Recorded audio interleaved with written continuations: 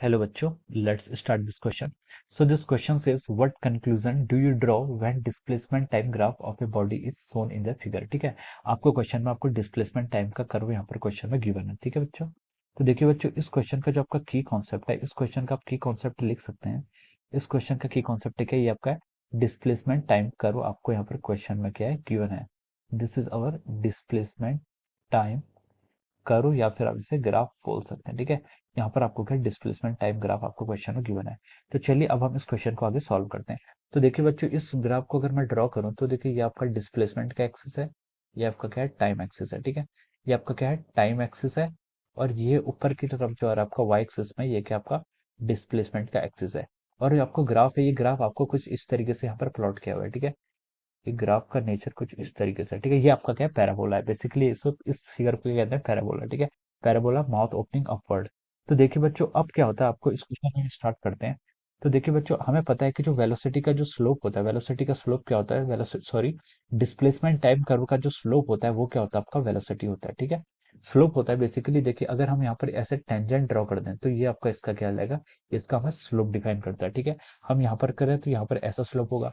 हम देखिए ये कर्व आपका ऐसे कुछ जा रहा है तो हम यहाँ पर डिफाइन करें तो इस तरीके का इसका कुछ स्लोप होगा. ठीक है, तो देखिए जो स्लोप होता है, ये स्लोप क्या करता है आपको ds बाई डी टी करेगा. ये डिस्प्लेसमेंट और टाइम का कर्व है, तो जिसका स्लोप होगा वो क्या होगा डी बाई डी टी, जिसको हम क्या कहते हैं टेन थीटा भी बोलते हैं. ठीक है, तो देखो जो इसका स्लोप है, इसका स्लोप हमें क्या देगा, वेलोसिटी देगा. ठीक है, तो देखिए अगर मैं इस पॉइंट पर मान लीजिए मैं इस पॉइंट को पी बोल रहा हूँ, सॉरी P1 बोल देता हूँ. ठीक है, तो यहाँ पर इसका स्लोप इस तरीके से है, यहाँ पर इसका स्लोप ये है, यहाँ पर इसकी वेलोसिटी है.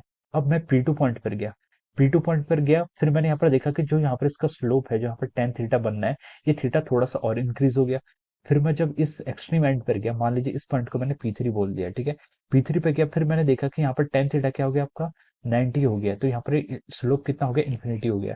P3 पॉइंट का स्लोप आपका इन्फिनिटी हो गया.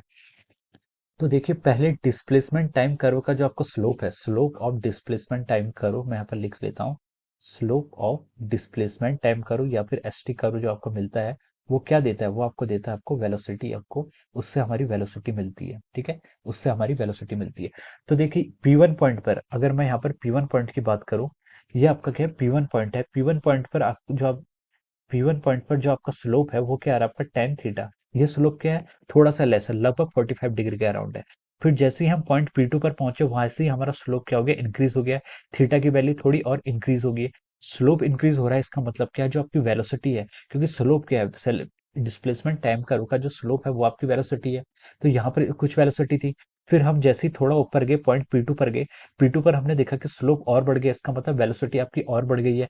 फिर P3 पे गए, P3 पर हमने देखा कि स्लोप क्या हो गया आपका इन्फिनिटी हो गया है. यहाँ पर जो टेन थीटा था वो कितना हो गया, टेन थीटा कितना हो गया 90 हो गया. इसका मतलब आपका स्लोप क्या हो गया, इन्फिनिटी हो गया.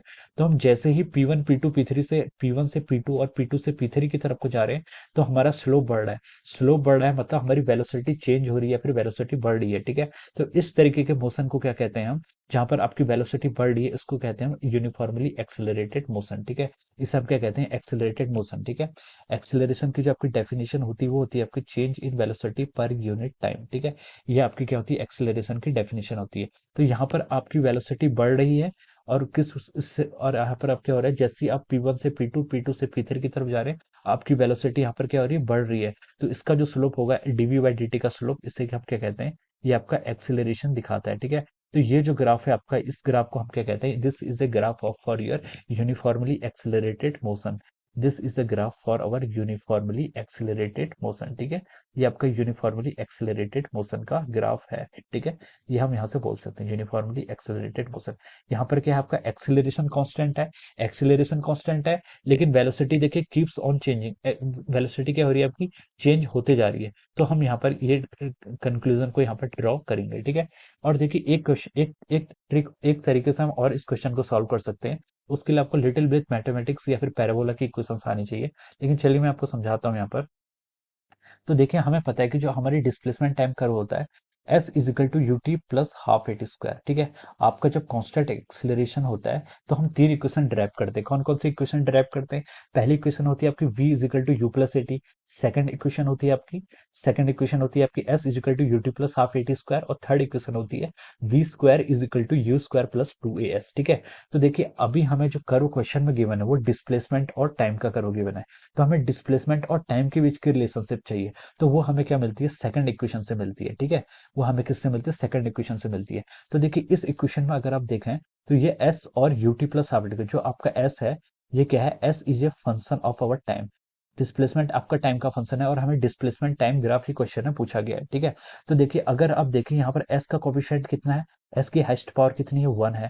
लेफ्ट हैंड साइड में आपकी s की हाईएस्ट पावर कितनी? 1 है। और राइट हैंड साइड में अगर आप जाएंगे तो t की हाईएस्ट पावर कितनी है? यहाँ पर 2 है। तो अगर ये 2 है तो इसका मतलब ये कि आपका एक प्रोजेक्टाइल ड्रॉ कर रहा है। ठीक है, सॉरी ये आपका क्या कर रहा है? ये आपका पैराबोला दिखा रहा है। ठीक है, पैराबोला की इक्वेशन होती है जैसे y square is equal to 4ax या फिर कुछ भी हो सकती है। ठीक है, तो ये आपकी इस टाइप की इक्वेशन जहां पर एक आपका जिसमें आपका एक वेरिएबल की पावर कितनी होती है? 2 होती है। और एक वेरिएबल आपका लीनियर कोफिशिएंट होता है, लीनियर वेरिएबल होता है। यहाँ पर x क्या है? 1, इसकी पावर 1 है तो हम इसके लीनियर बोलते हैं। और y की पावर कितनी है? 2 है, तो ये क्वाड्रेटिक नेचर का है। ठीक है, तो इस टाइप की इक्वेशंस को क्या बोलते हैं? हम पैराबोलिक इक्वेशन बोलते हैं। ठीक है, तो देखिए यहाँ पर s है जो डिस्प्लेसमेंट, उसकी पावर कितनी है? 1 है। और यहाँ पर टाइम की हाईएस्ट पावर कितनी है? यूटी भी है प्लस, लेकिन हम हाईएस्ट पावर देखते हैं। टाइम की हाईएस्ट पावर कितनी है? 2 है। तो हम बोल सकते हैं कि ये इक्वेशन क्या एक पैराबोला को डिनोट करती है। तो देखिए इस इक्वेशन को जो हमने डिराइव किया था, इस इक्वेशन के पीछे डिराइव करने का जो बेसिक फंडा था, जो हमने यहाँ पर एज्यूम किया था, वो यही था कि वो क्या था कि आपका क्या होता है? इस इक्वेशन हमारी तभी आती है जब आपका एक्सीलरेशन क्या होता है? आपका कांस्टेंट होता है। ये तीन की तीन इक्वेशन हमने तभी प्रूव की थी जब हमने बेसिक एजम्पशंस लिया था, क्या? Acceleration is constant. ठीक है, तो देखिए आप इस तरीके से भी इस क्वेश्चन को कर सकते हैं। ठीक है, तो इसको हम दोनों तरीके से कर सकते हैं। पहला आप यहाँ से स्लोप फाइंड आउट करके कर सकते हैं। और ये सेकंड क्या है? S is equal to u t plus half a t square को ड्रॉ करता है, ये जो कर्व आपको दिया है। और इस इक्वेशन से हम ये कंक्लूजन लगाते हैं s is equal to u t plus half a t square से। जब हमने प्रूव किया था तो हमने शुरू में ये बोला था कि यहाँ पर क्या है? आपका एक्सेलरेशन कांस्टेंट है।